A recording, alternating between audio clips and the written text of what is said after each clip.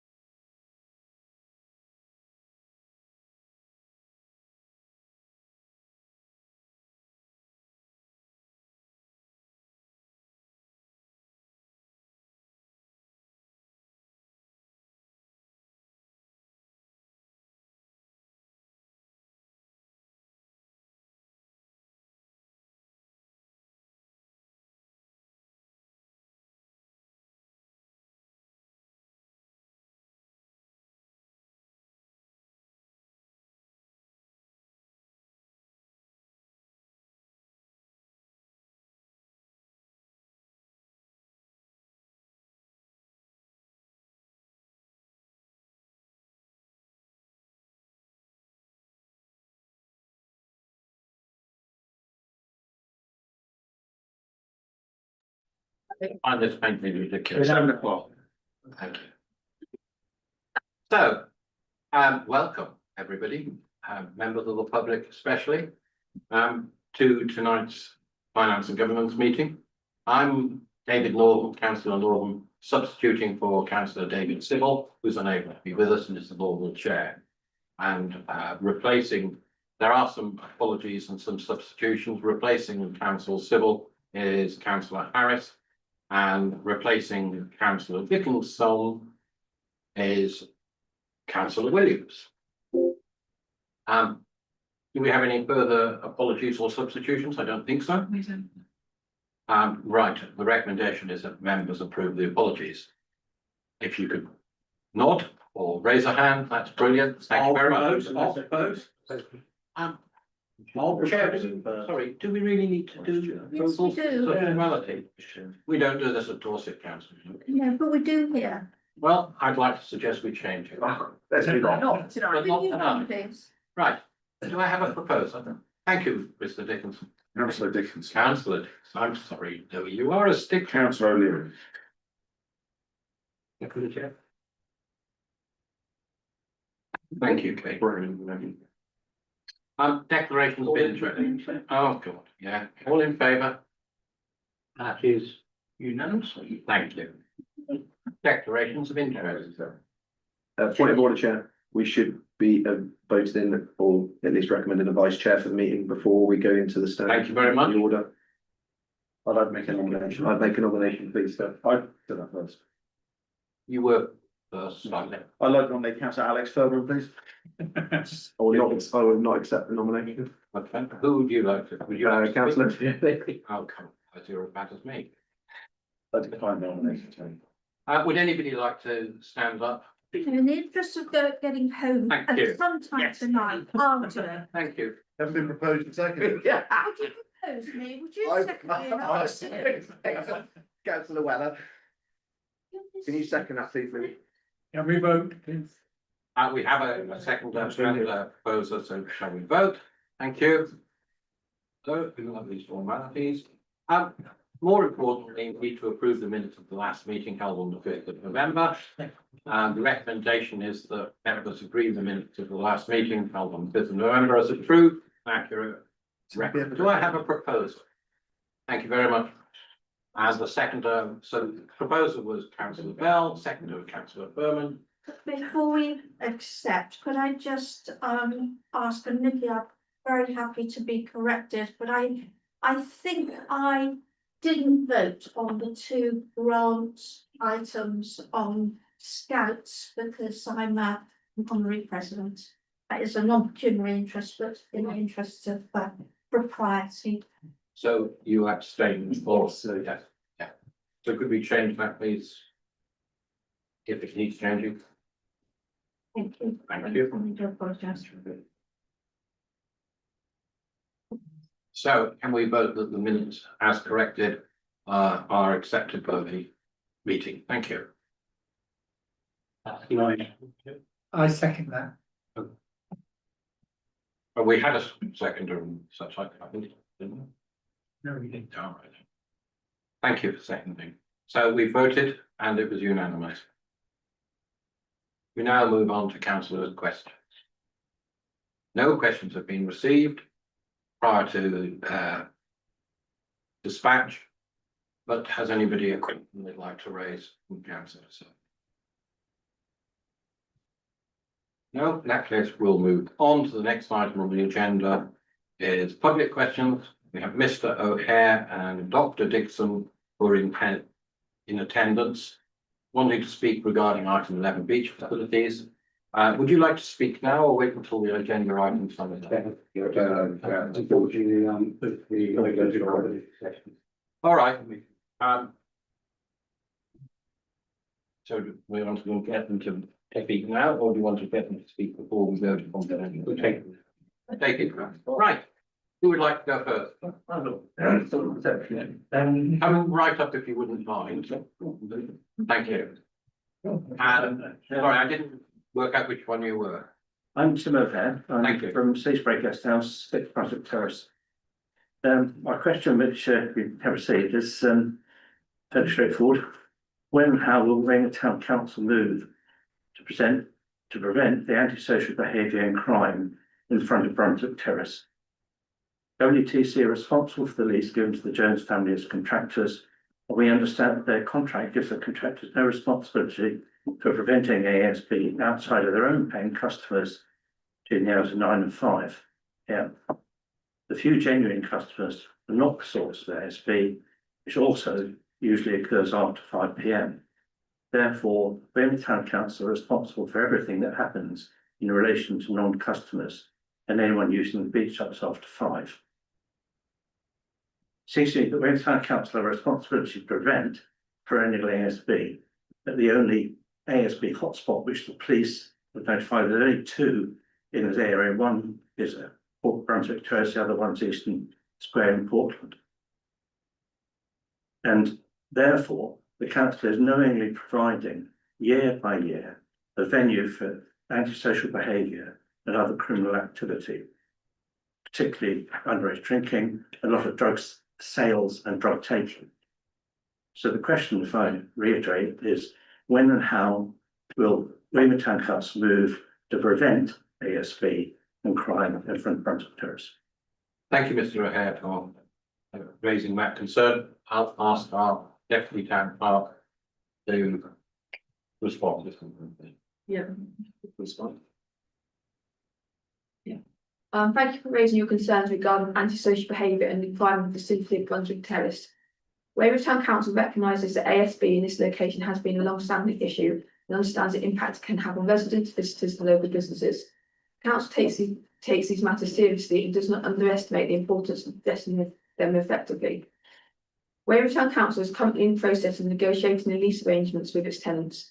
These matters are scheduled to be discussed in a confidential session at the end of tonight's meeting.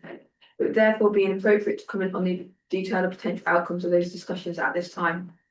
Regardless of the outcome of the lease negotiations, as a town council, we remain committed to working proactively with our partners, including Dorset Police, our tenants and Dorset Council, to help prevent crime and antisocial behaviour in this area.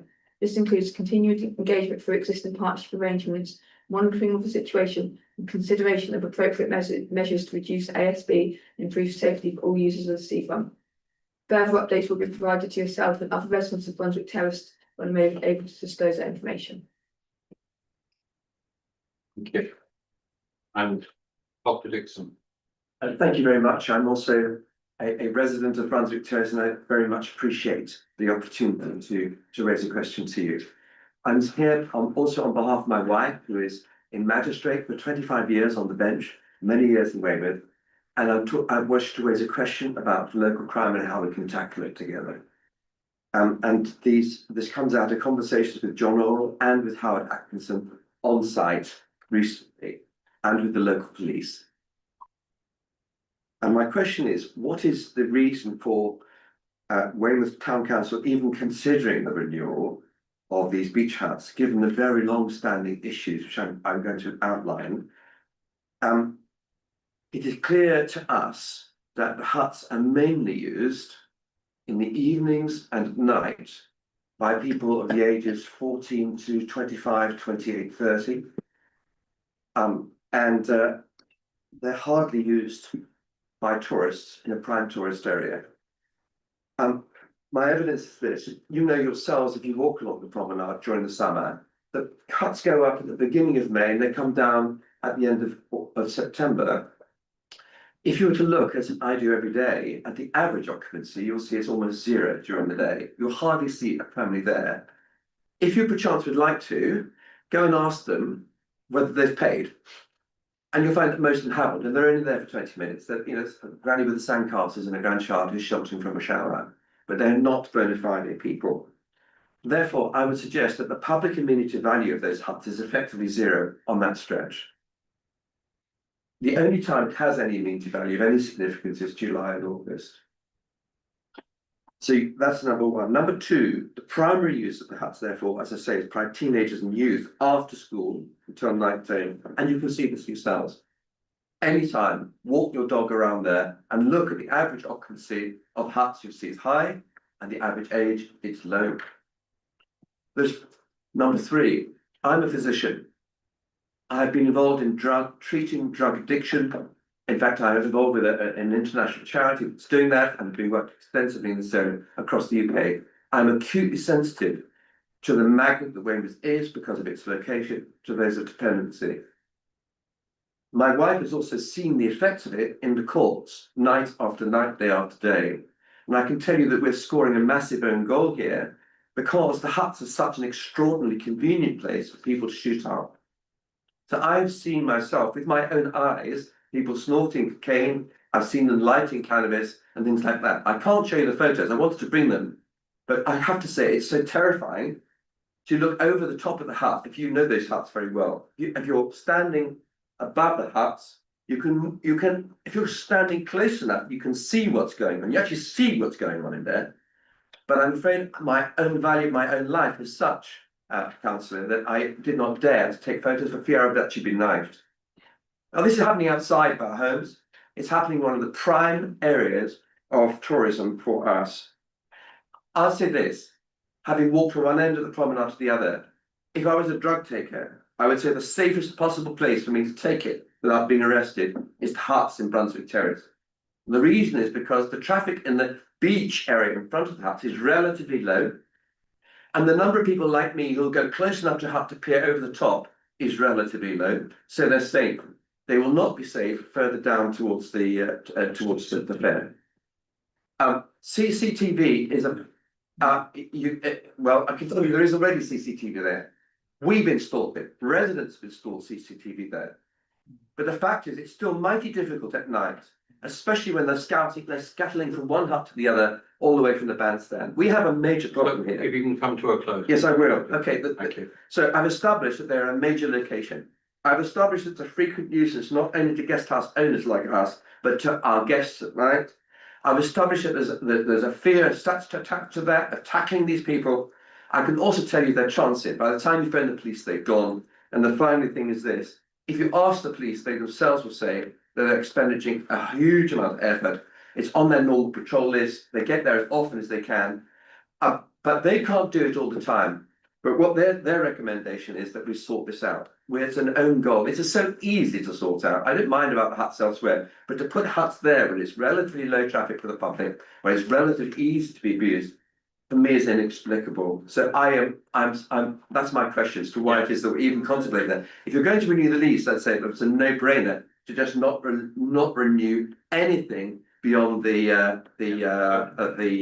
thanks for that. So, Yeah. if I may hand over again to the Fine. assistant Yes, thank councillor you. who has prepared an answer against your written question. Thank you. I hope that helps. Thank you. Thank you. Thank you for your question, for taking the time to attend and raise your concerns on behalf of yourself and your wife. Weymouth Town Council recognises that antisocial behaviour along sections of the seafront, including the area in front of Brunswick Terrace, is a matter of serious concern to residents, visitors and businesses.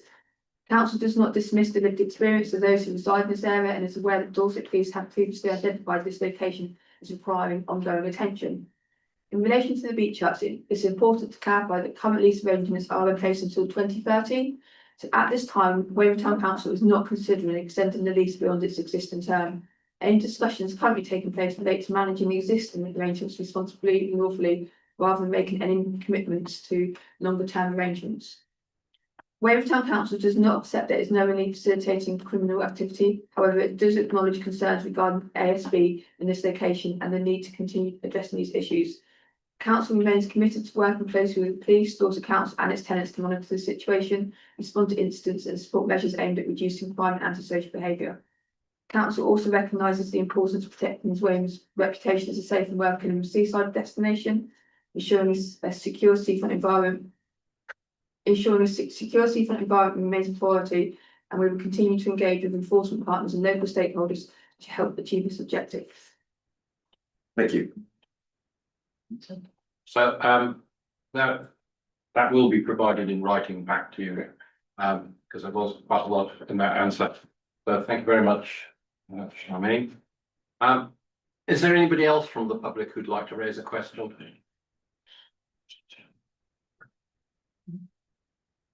So, given that we're going to talk at some length about the budget before we get to that item, you may wish to leave at this point. Yes. So thank you very much for your questions. Okay. They have been noted by everybody around. Thank you.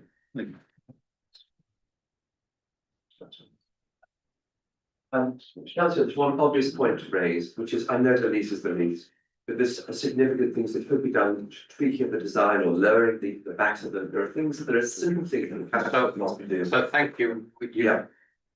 We'll let you know, well, you'll see the report that comes Yeah. out at the end of the day. Yeah. Thank you. Thank you. Thank you very much. Thank you.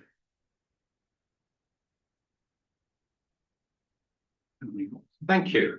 So we move on to item 7 in the budget. Sorry, 87 in the agenda, which is the draft budget, and Ian will introduce the report. Okay, thank you, Chair. So this item is, as you say, to consider the draft budget for 2026-27. To get to this point, there have already been a number of stages and processes to build up the budget to have the figures for you tonight. And that started with the budget working group, which met some weeks ago. It contains councillors from all political parties, and I thank them all for their time and the effort that they put into that process. And as a result of that process, the base budget, without any of the priorities built in, give or take, broke even. So they were scrutinised, I think, quite hard. There were a number, apologies for people who've already heard this last week, but there were areas which were felt that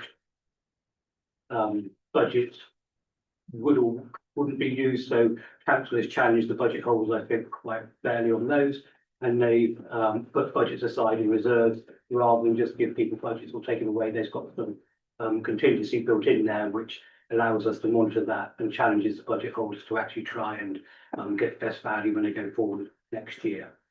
So the budget working group also looked at the priority lists and they came up with their own list for which is within the papers in terms of the priorities for 2026-27. These were again considered last week at the budget working group workshop, and they were amended slightly as part of that process, so that we've now got a budget and a precept which, if members, if I could just put this on the board. The black writing is what was originally there. The red ones is if anyone would like to make the recommendations as per the workshop last week, they are what the red ones would be. So I think the thing to remember is the budget working group, they didn't build in to use any of the underspend to fund those priorities next year, which is right. So there is that opportunity come the end of this financial year that some priorities can be brought forward or can be reviewed and the funding will be used for those. And whichever side of the fence you fit on, we do now get 25% of SIL funding. So that will be another income stream which will help fund priorities going forward, which is just to mention that, because obviously this is a financial budget workshop and that will contribute towards those priorities. So I think the main thing to remember is the budget is yours, councillors. It's not officers building it up. It's being through various councillor workshops and working groups.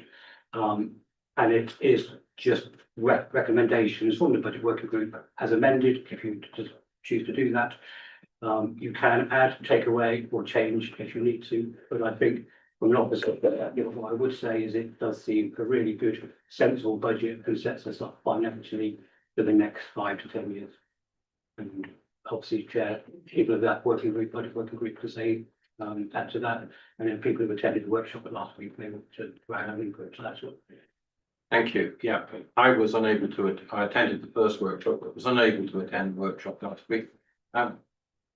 Of you 8 people who are here today, how many of you were at the budget workshop? Under 1. I'm sorry, 9, sorry. 5. Good, that's more than half, thank you. So you've been invited to comment either on the workshop or on the, thank you. Councillor Furman. Thank you. I think I'm the only councillor who is part of the budget working group, but I couldn't make the budget workshop. So I'd like to get some context, perhaps from members who were at that workshop, around the need of an additional lengthsman and the child poverty grant that has been mentioned. If somebody could give me some context about how that was introduced, and then I do have some follow-up questions based on that, please. So you'd like to respond as a member of the.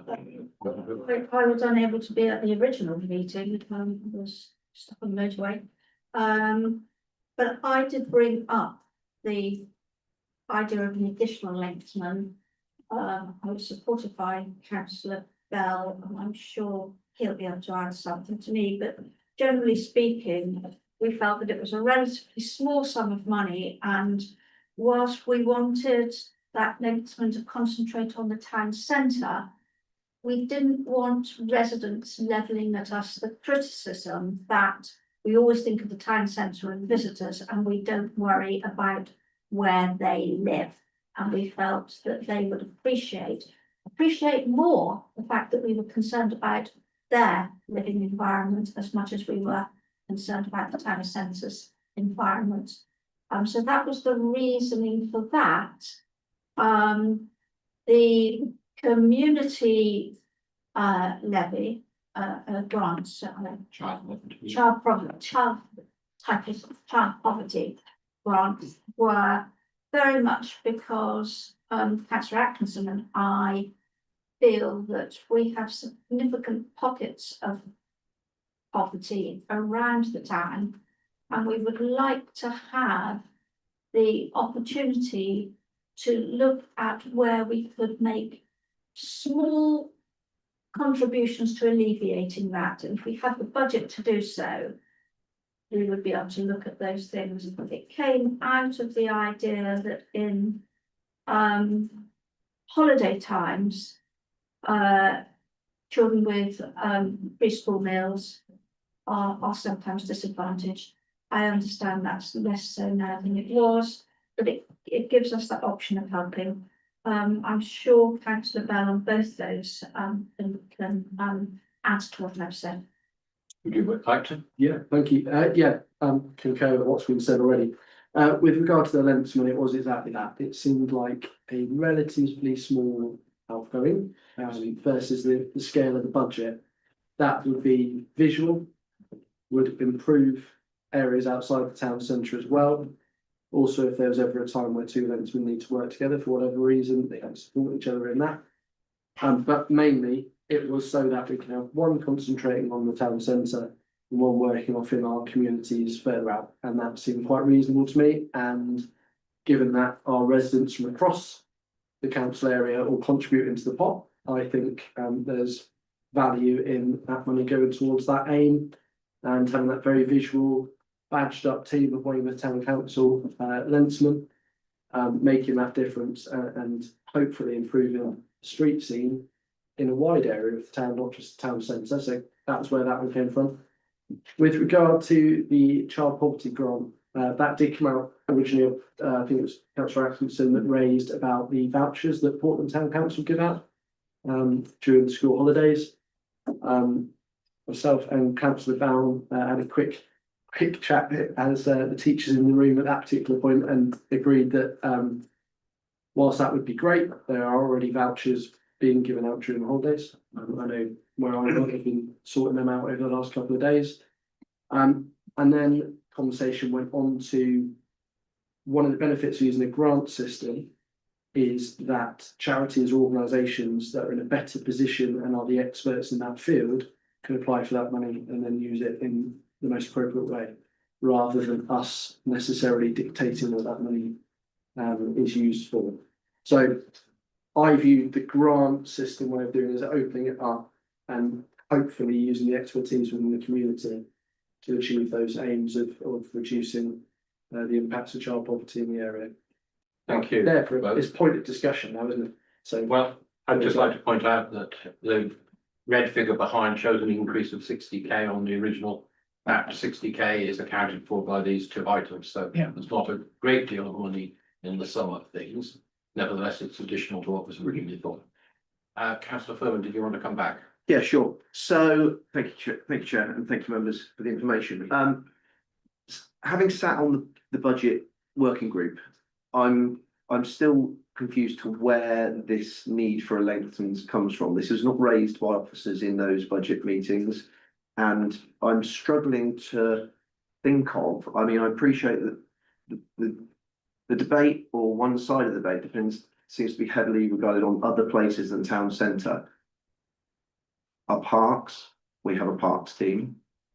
Allotments come under our parks team. So I'd like some more specifics. I know in relation to such a big budget, members, this is it, but I am a stickler for the small amounts because they add up to great amounts. And we already have quite an inflated staff budget at the moment. So I want to be sure that that 35,000 that we're spending on a lengthsman, because what will happen is that person will go into post and will be there forever until we make them redundant, which is more added cost. I want to be sure that we've got full value from that lengthsman and their use. And I'd like to be convinced of that, please. And I do have a question on the grants as well. Well, would any of the officers like to respond as to what the intention is with respect? I've noticed that Peter is down next, then Louise, then Kate, then Louis. Okay. So any of the officers like to respond as to what the intention is with respect to the lengthsman? It was, it sounds like I'm shaking response, Chair. It was, To be fair to the officers, I think it wasn't the officers. Can I, that put the I can idea come in forward. on that, I can come in on that. Okay. Item. Lengthman discussion came about during a couple of group leaders meetings where it was expressed that there were things going on around the town, graffiti, litter, etc. That, and it also comes into the fact that Dorset Council are trying to move some of those services onto town and parish councils, or just not doing them. So therefore it would help with that, and also an expression, the app town thing, an expression that I've made on several occasions, and other members of my group, that sometimes the other neighbourhoods might feel a little bit left out. You know, there's no country park in it for existence. We do have play parks, 2 of them, but it's about trying to spread the love a bit out of town. I think it's a good thing for the town council to have someone out there practically dealing with issues that they deal with in the town centre, and also the broken glass strategy of issues, you know, the small things, you know, you say the small things, the big things, it's the same when it comes to graffiti, litter and things like that. So I think that's where it come from, was an initial discussion amongst group leaders. And then it sort of come from there. I mean, I came to one of the working groups, and obviously I wasn't on I come to one of the briefings, but I wasn't on the work group myself. So as you were said, I don't know what was discussed at those places. Would that be on Dorset? Sorry, may I, Chair, just quickly on Councillor Leary's point? So would that be improvements on Dorset Council land, or would that's just where I'm struggling, because we don't have that many assets and land outside of what we already cover already. So I'm just curious if somebody could answer that. Okay. So, and then sorry, Chair, and I had a follow up on the grant as well. The poverty grant. Yes. Okay. So do we have demonstrable examples that we have organisations that are looking for that sum of money already? Because what I would like is, if we're going to budget in a chunk of money for things, I don't want to do it for the sake of us looking good as a council. We should do it because we're working efficiently with financials to be able to deliver those things. It's lovely that we have that, but I want to know, have groups actually contacted the organisations asked us that. Number one, we have a grants policy already in place with £75,000, which is not I will say is not oversubscribed. I think probably Councillor Dickinson shares the view of what we should be spending those on, but that's just conjecture. But I don't, I'd like to see where is the data or the contact we've had from those groups that want that money that can't already access it through our grants policy already.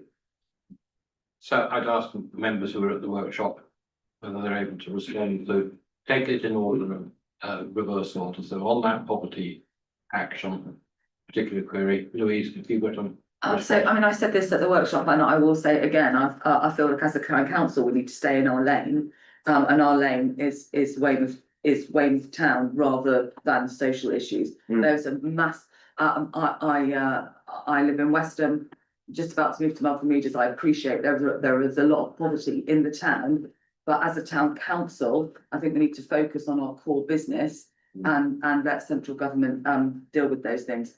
In answer to your question, where did it come from? Councillor Atkinson rightly is concerned about the poverty in this town, and that's where the idea came from. Okay. I do think he was not he's not fully conversant with things like the money that Dorset Council puts into free school, to the meal vouchers that Dorset Council gives to students with particular needs during the school holidays, which that's something that Dorset Council do.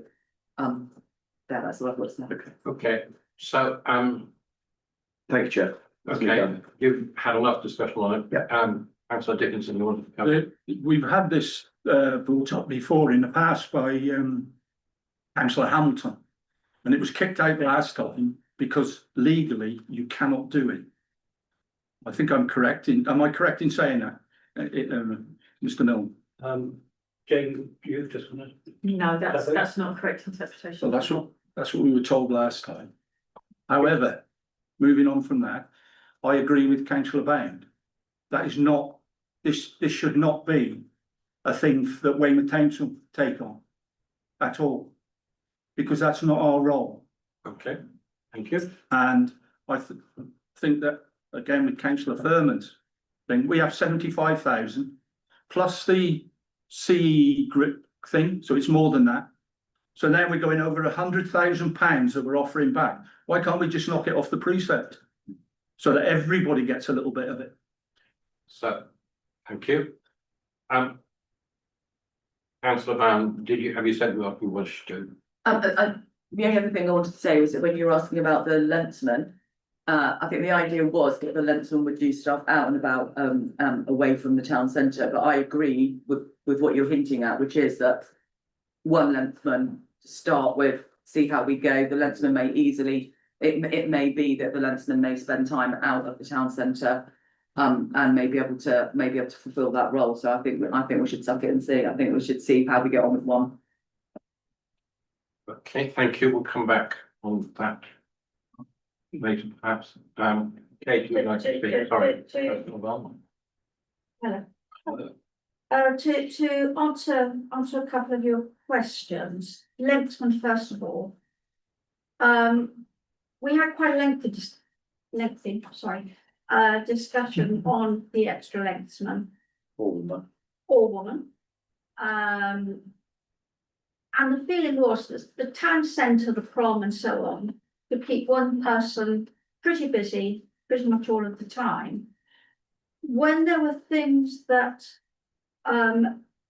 happened on the periphery, we wanted to be able to react very quickly to clearing it up on the basis that vandalism, broken glass, whatever it is, we thought vandalism and broken glass, and the sooner it's dealt with, the better. And there are things that, for example, graffiti won't necessarily be in a park or a garden or an open space. It could be on the approach to the shops close to you. It could be across a road sign. Now, arguably, those are responsibilities of Dorset Council, but we all know how difficult it is to get Dorset Council to respond to requests to get those dealt with in a timely fashion. And the next time you look, there's a little bit more graffiti. We're trying to, I think we're trying to encourage a sense of pride in where we live, our environment. It's very hard to say, you really shouldn't have left that pile of rubbish there, when somebody says, but there's a pile of rubbish there. And it's that sort of thing. So it's being able to react quickly on the periphery. What we did say was that it may be a second and see, that we see how the first lengthsman goes along. We'll get a pretty clear idea very quickly if that's working well and if it is having the desired effect. And if we don't have the budget to pull in that extra person to build on what we've started, we'd have to wait till next year, and that's a shame. If we need one, we've got the budget there to use one. We don't need it if the original, the first length person is great, then that's terrific. But we want that flexibility. I was how I interpreted that, was to give us that little bit of flexibility to suck it and see, because we don't want to wait 12 months if we've sucked it and seen that it's good. So that was that. And on the child poverty, I understood, and Louise was very very passionate about that's government business, and I do agree with you, it is. And we do give grants for lots of projects. Those things that come to us are specific projects. And when we're going around doing our ward work, we often see a need for something, but we don't have the means to deal with it. And again, having that budget there allows us to fill a need, because otherwise we're looking to people like the Lions, charitable organisations like that to fill those gaps. If we lived in an ideal world, those gaps wouldn't exist. Sadly, we don't live in an ideal world. And Ian, I'm sure in a moment will be able to tell us exactly how much money we're talking about by adding those two into the budget. It's a fairly small sum of money for potentially a huge advantage to the people that we represent. A couple more people, Louis. including Ryan from the floor, but after Louis. Can I just be set, in percentage terms, what's the increase on a band D? Obviously it says how much per week in terms of pounds, what's the actual percentage increase? On the band D? 10%. I mean, that's a lot, quite a bit above inflation. I will say, Dorset's capped at 5%, and you got 2% plus the 3% out of social care. We've got costs of living, I understand that. The inflation is high for certain things and low for certain things. We don't have the demand-led services that Dorset do either. Yes. So I'm a bit concerned that 10% is 10.65% is higher than the amount I was hinted at by someone the other day. So that is a big increase in percentile terms. Thank you. When I read the report, I noted the fact that we were restoring a number of things that had been done over a number of years, and therefore that accounted for the increase. And I agree that it may seem a lot, but £1.52 per month is about £18.24 per annum. I think the finance officer will correct me slightly because the numbers changed since the report was written. £21.26 a year share. £21.26. Back to the original insurance. Okay, thank you. Sorry, can I just come back in on that? I know you said it doesn't sound like a lot, but if that's going up £20 a year, plus your gas and electric is going up by a couple of pounds a year, plus your Dorset council tax going up a couple of pounds a year, plus your water and everything. For someone who's come from we talk about child poverty, or someone who's come from a not very privileged background, I can tell you my poor fat mother and father would have sort of said, you know, every penny counts. I think when you add all the increases on top, some of them are not within our gift to stop, but this is something is in our gift. I'm not saying I'm not going to support the budget. I'm just saying I think 10% is quite a lot in terms of percentile terms. Thank you. Councillor.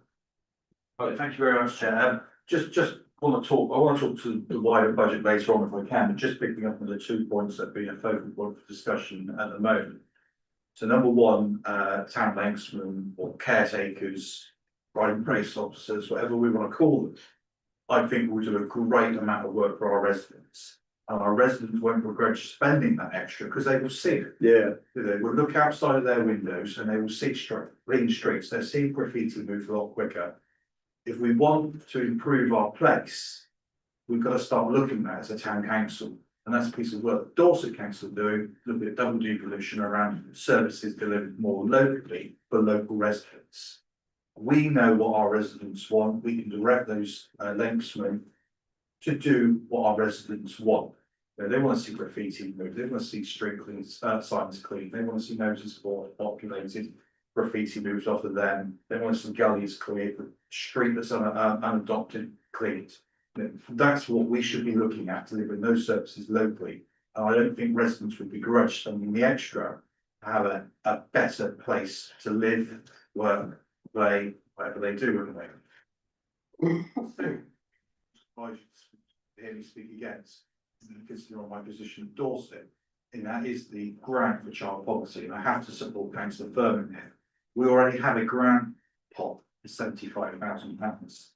An observer, I see where that money is spent, I question what's of it.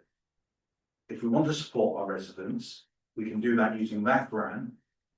And we can support that with our community development work that we have to take more of a focus on, rather than setting up a different grant stream already.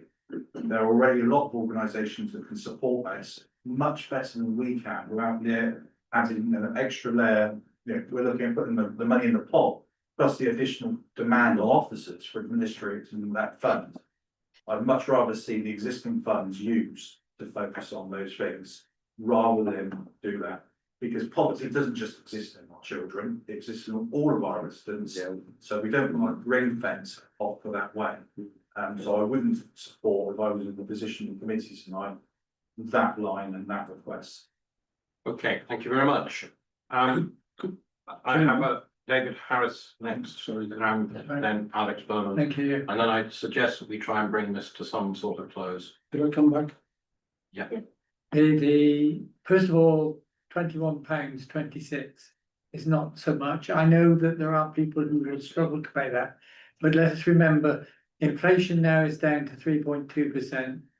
If we have look at the grants that the government are now giving to people on the lowest wage, lowest pay, and everything else around that, they have focused their efforts on improving the opportunities for people that are in the poverty trap.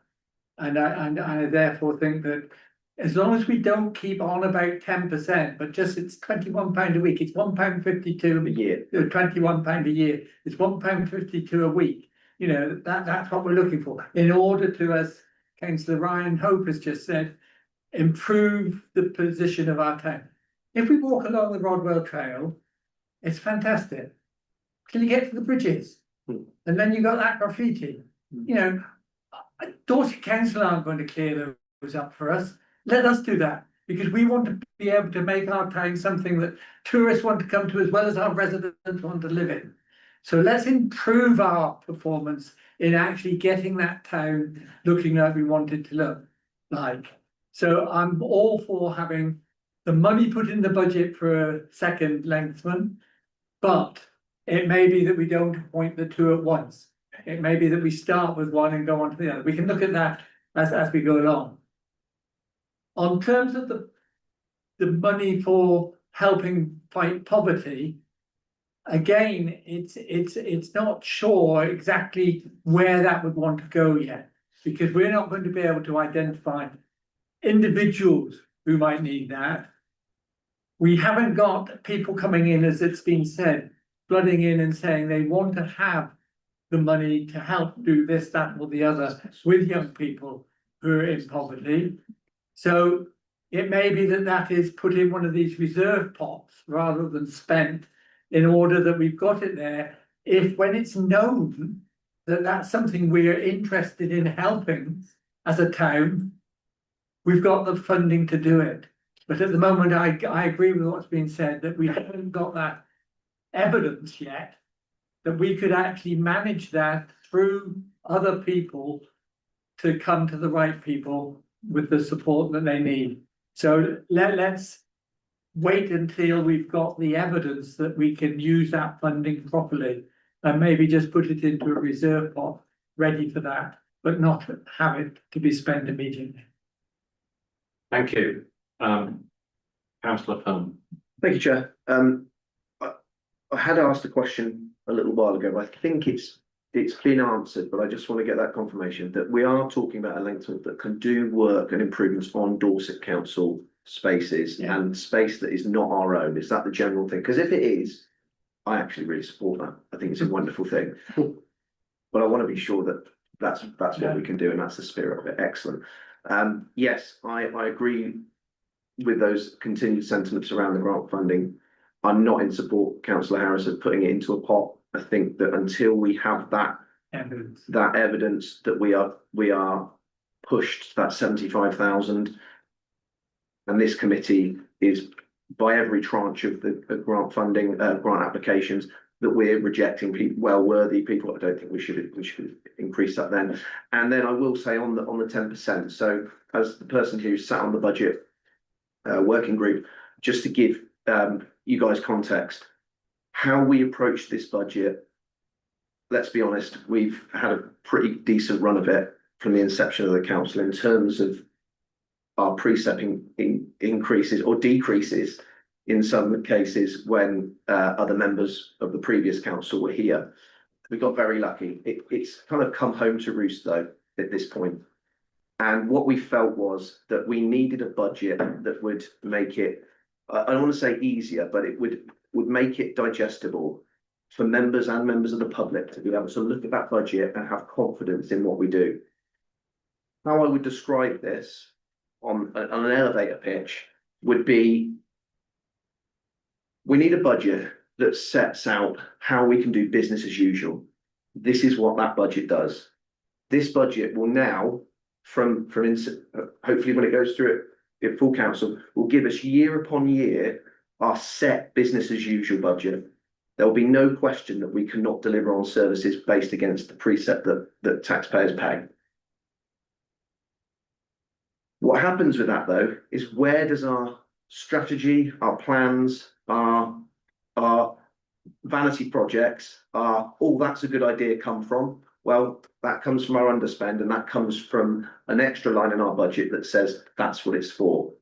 We have them marked out in the forward plan for those up to 2029, I think it is.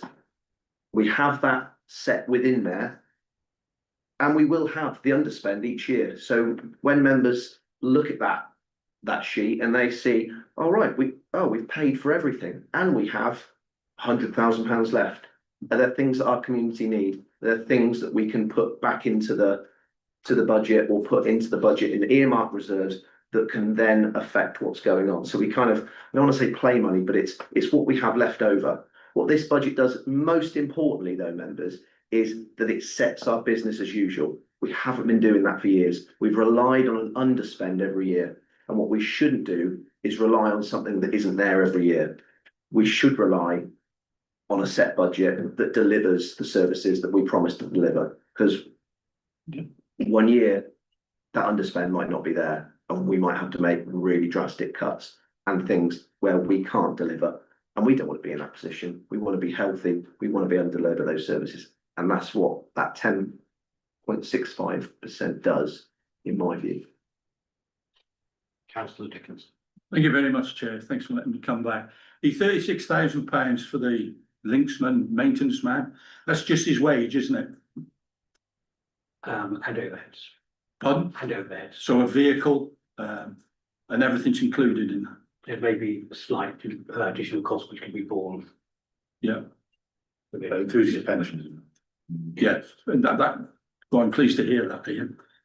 So, but with what councillor Furman has said and everything, will we be able to charge Dorset Council for fixing up Dorset Council jobs? I like that. We might be able to try. Yeah, we could send them. a Because bill. if it's Dorset Council's responsibility, There's enough cavern on this council. if it's their responsibility and they're not doing it, can we charge them for failing to carry out their duty? I can see the town clerk shaking her head. Not legally controlled. Right, thank you for the question, Yeah, and we'll move on. hopefully I'll get a reply.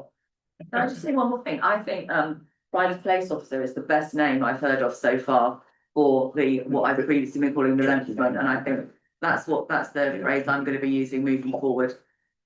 Not number one, obviously it's non-gendered, but number two, what a great pride of place. What a great name. Somebody's grabbed the name already at government level, and it would be quite confusing to use that phrase. What? So, no, I think we it can would be- reclaim it. I mean, that's Let's pride move in on. place. the fight in place. Pride of place. Anyway, Okay, I'm going to be using that until you. we'll then consider tell me that what you in want. due course, yeah. So that was Ryan. Thank you very much, Chair. I'm just coming back in. I want to speak to the main budget if I can and just ask a few questions of the committee. So unfortunately, I was unable to attend the second budget working this evening, owing to commitment in my ward on Christmas fair. However, the first one, I think I was very vocal in the fact, I think Councillor Furman may have already answered some of my points there. We've got multiple strategic documents here and plans where we are delivering those plans based on the underspend on projects. My first question to officers or members of that working group is, do they feel that this budget now bakes in those requirements to the budget to make them business as usual as they are policies and directions that have been set by this council? What I'm hoping is that the answer is yes, because we waste so much time bringing bands back to committee to improve release of funds. And I use the open toilets as an example, where we'd already set a strategic direction on toilet refurbishments and a way forward. And I want to be able to deliver those projects much quicker than we're currently already doing for the benefit of our residents. So that is my question, and the reason I asked that this evening is, councillors, you'll be aware that I voted against the budget this year because I felt it was holding us still in time. 10 months later, I'm hearing that that was the case and we need to review how we were setting the budget. And I applaud the working group for actually changing the tact and then setting the budget to deliver the targets and aspirations as councillor said. So I'm hoping the answer to the questions, yes, this budget now allows us to deliver toilet refurbishments, play equipment replacement as and when things are damaged, and allow officers to do the jobs being employed them to do. Thank you. So I'll add one little bit to that question, which I'd like you to respond to, Ian. The bit I'd like to add is, just for my clarity, we've talked about there being one lensman or two lensmen. Is the one lensman already in the lower figure on the board? And the 35k or 25k, I wasn't sure which number it was, is for an additional one? Yes. Okay, now the more complicated question. Can you provide an assurance that those concerns about are we actually, do we now have a budget which will enable us to execute what's in our plans, and where we haven't got clarity in the plans, we've got activities to make that clarity in the plans? So what this does, Chair, is it builds into the base budget for next financial year, 731,000, which will be there as part of the base. What we now have is this, which is the plan based on the corporate plan maintenance programs, parts of the spaces strategy and seaside strategies, and we've identified areas within there which will need funding in future years. The 731, for example, you look at those figures, will not fund everything. There will still need to be decisions around what priorities you think are important because of fluctuation of when things are needed. So it is built in there an amount for public toilets, for nursery refurbishment, for example, should be considered. But just be aware that members, you can't just have a one, unless you put in £2 million, which covers the total of any 1 year. There will still be decisions to be made on which priorities you want to support. Thank you. So if there's no more debate, we seem to have had a long discussion about the Lensman, a long discussion about the child poverty grant, and we have had a small amount of discussion about the budget as a whole. So if we've got no more people wanting to speak on the topic, we have one more. Sorry, I was trying to wrap up. Sorry, Go ahead. sorry, I think it's obviously it is the big thing, I think, on Yeah. the finance governance but I mean, Dorset's even worse. I think we do try and rush out of committees sometimes when actually we do need to have this really good debate, especially at committee level. The problem for me is I've got to go back to Liltmore, argue 10% is an acceptable and fair amount. I will have to go back and argue in our own wards. You know, an increase, says only £20 a year, but like I say, you add that on to others, it increases every year, way above inflation. It's hard for me to argue when I still see things as town council funds that I necessarily think are wasteful. And that's my opinion as a ward member. Me and my group voted for the budget last year, and I'd like to vote for it this year. But I would like some assurances that we have genuinely looked at things we can cut, because for me, 10% is a big increase in percentage terms in terms of what we're talking about doing. I mean, we had a working group last night at Tumbledown Farm. I find it hard to argue for a 10% increase when Tumbledown Farm's still running at a loss. I find it hard to argue for a 10% increase when we're spending money on things like the CE projects and in their grants.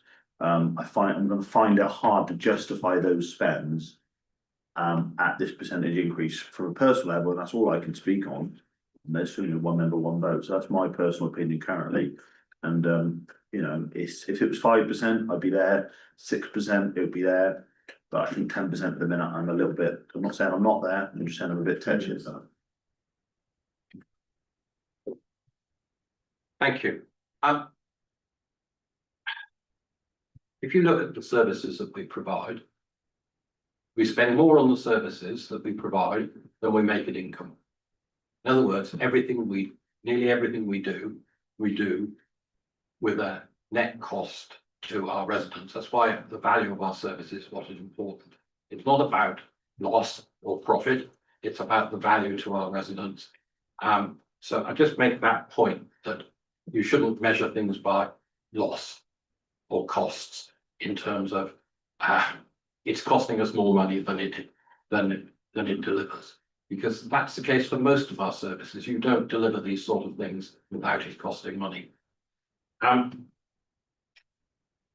I'll think we're quite close to wrapping up, but now Councillor Weller would just like to add a little bit more. I'd just like to go back to what Councillor Harris said, in speaking about percentages versus pounds. If we look at this in percentage terms, this 10% does sound like a lot of money. First of all, that 21, nearly £22 is on a Band D house, not on every household. That's when the percentages give a false picture, really. Not everyone will be being required to find £22 a year.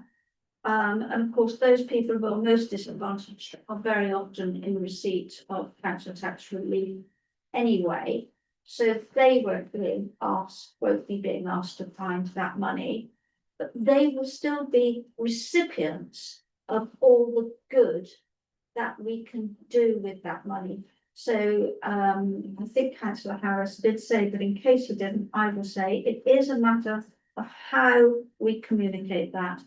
And I have to say that if you go back to Littlemore saying you're going to be paying 10% more, of course you will have a hard message, because we would all be appalled at the idea of everything going up 10%. It's above inflation. But going up, if you're in a Band D house, frankly, £22 is not that much. If you're in a Band A house, I do appreciate, I'm from a low income family myself, £22 a year to find when you've got a number of children and everything else is hard. So you've got to balance your message when it comes to it. And that's part of our job to say, but that thing, wherever it is, and you'll have dozens of examples, we all will, that thing that winds you up because it never gets fixed, will get fixed. And that's the point. People will see value for money. Thank you. Can I just bring in one last point Um, that I think is important to our discussion, Chairman?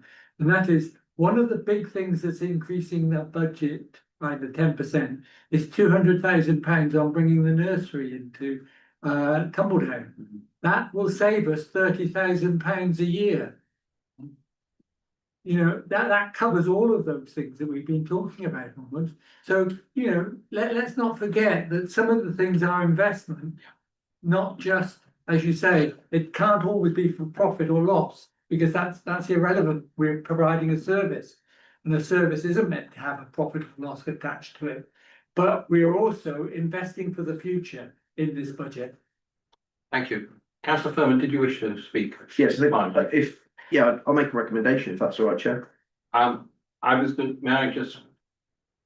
I felt that we had three things that were discussed, the Lensman, the child poverty grant, and then finally the budget. So my suggestion would be that we might take these in turn. Is that in line with yours? It is, and I would just offer the member for Littlemore, Councillor O'Leary, if you are thinking about making your own amendments to the budget regarding Tumbledown and the CEE grant fund and getting to that 5%, if that's where, I know that was just a number you plucked for purpose of the point. Will you be making those or not? Because I was going to say, if you're not, then I'll make a recommendation, but. I wouldn't, may I come in, Chairman? Yeah, you can ask a question. I won't, make and I will vote for the budget going to full council this evening, because I believe that is the correct process. I won't be making an amendment tonight. I reserve the right, potentially make an amendment at, full council in, conversation with the rest of my group. Okay. But I'll be voting in favour of the budget tonight to send it to full council, so I believe that's the appropriate thing to do. Okay. Yes, I'd like to make a recommendation that we accept the inclusion of the Lensman. We do not include the child poverty grant, and with those changes that Ian will with the computer, I would like to make that the recommendation for this committee, if I have to second it. That's bundling it, but clearly. Would anybody like to second it as that stage? Thank you, Councillor Dickinson. So just to reiterate, this is including the additional length. It will include the additional legs. Sorry, I'm just waiting. Yeah, I'm just waiting for. I wasn't aware of that numbers, sorry. in my head. Yeah. Thank you. But in summary, yes, Chair, it is to include the second Lensman, to not include the child poverty grant. And then we'll have to let Ian. And the percentage number to be as what the deputy town clerk presents on the board, please. For clarity. Okay, we've had a proposal and a seconder. Would anybody like to speak on the proposal? Shall we move to a vote? So he's written it, Okay. if you don't mind, Chair. Yeah, no, that's okay. I can't see that, but I think so. Those reflective mirrors for the chair.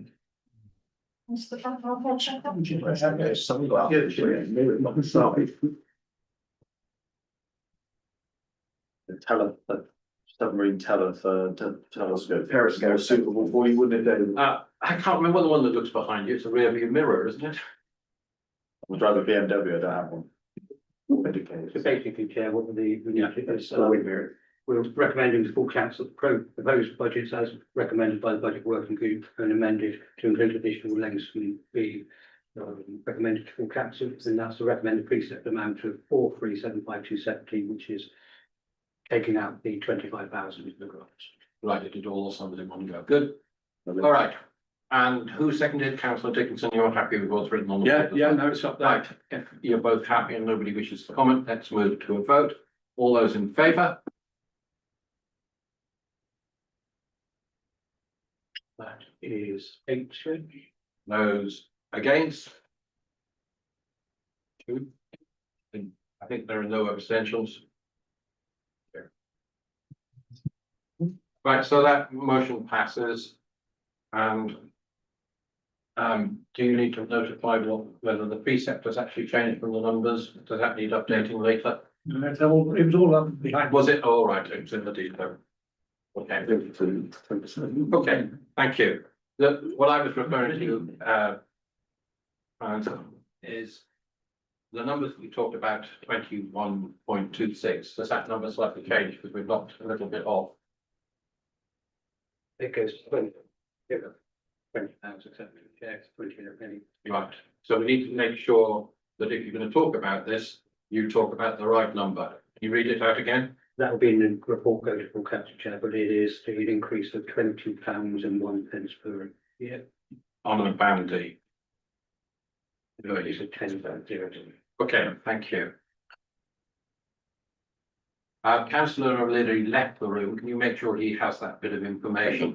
Thank you very much. Okay, thank you guys for that. We have something else now, the draft IT policy. We'd like to Diamond, this is where the big stuff. introduce the report, please. This is it. Yes. Thank you. Thank you to the warm-up act there for preparing you all for the debate that's coming now. Should we, if Councillor O'Leary wishes to vote on this, we should wait for him to. No, Really? yeah, Okay. Okay. I will try and string out my introduction as long as possible. However, there isn't a great deal to say. Members will be aware, hopefully, of the new assertion 10 coming through in the audit from 2026 onwards. Very exciting thing to happen within the world of local government audits, but I do have to admit that is quite a low bar. One of the things we need to do as a council is have a general IT policy. Now, we're very lucky that we have an awful lot of policies in the council, such as our data protection policy, the privacy policy, freedom of information policy, but we do lack a general oversight IT policy. So the policy in front of you is required for us to pass audit next year. It is based on best practice from other councils and the draft template that's been produced by the Society of Local Council Clerks and the National Association of Local Councils. This represents just one piece of work we need to do to meet assertion 10 for next year, and the council will be undergoing a data protection and governance review, which is being carried out by our contractors in the next few months, and there may well be further recommendations coming from that. But for tonight, Chair, it is just to agree the draft IT policy to be recommended to full council for adoption. Happy to respond to any questions. Are there questions? Or comments? Thank you. Can I just say we've got loads we've got loads of discussion to come. We've had loads of discussion. I feel like we've all had a chance to read this, and I hope nobody's got much to say. So I'd like to move to the vote, please. As written. Okay, so Yeah. it's a recommendation written on board, seconded by Councillor O'Leary. Right, would you like to raise your hands if you're in favour? Thank you. That looks unanimous. Good. So we now move on to the information items. And there are a variety of information items in the pack, and members are asked to note that. I'd suggest that we do, and we move on. If may just mention, Chair, that there is in the information item something we need to have board. It was suggested that I give a verbal update. Oh, I missed that bit. If that's not required, I'm more than happy for you to forge ahead. Would anybody like to hear verbally? Yes, I think it might be useful. Wonderful. I have some Thank notes. I will look through them. Shan't keep you any longer than I need to. Thank you, Chair. So the new Town Hall Working Group has met and a meeting has been held to look at primary costings for ideas for reimagining how we use this building. Councillors asked that we fully scope our assets to identify any other opportunities associated with other sites, and we're in the process of doing that. Councillors will be reviewing a structural engineers report in January and are going to consider bringing in a specialist consultant to support us in reimagining this building and other opportunities we might have that are identified by a review of our assets. Staff consultation was noted by councillors and officers involved as key if councillors are to consider changes to the staff working environments. Councillors at the meeting will be speaking to their group members about roving meetings, so if you haven't heard from your representative at that meeting about roving meetings, do give them a prod. And there will be a further councillor-led meeting in January to look at the future use of the new town hall and other opportunities. Thank you, Chair. Thank you. Anybody, any questions arising from that? I hope you note was there an update on the actions, any of the actions that needs referencing? I think so. We have a forward plan. So I ask members to note, and do we need to propose and vote on that? It's information items, so we don't. So we do need to vote on the exclusion of the press and the public for the rest of the meeting. And under the Public Bodies Act 1960, members of the public and the press are required to leave the meeting due to the sensitive nature of the next item to be, next item to be considered relating to individual members of staff, performance and conditions, etc. So the officer's recommendation is that the councillors agree to exclude the public and the press. Just to, I think that was a proposal and a seconder. Thank you. Did you get that, Mickey? No. Okay. Councillor Furman and Councillor Harris. Right. Yes, So they have to we vote first. raise hands to do so. Thank you.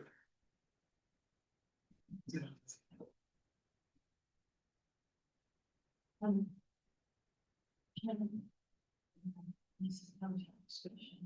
happy to go.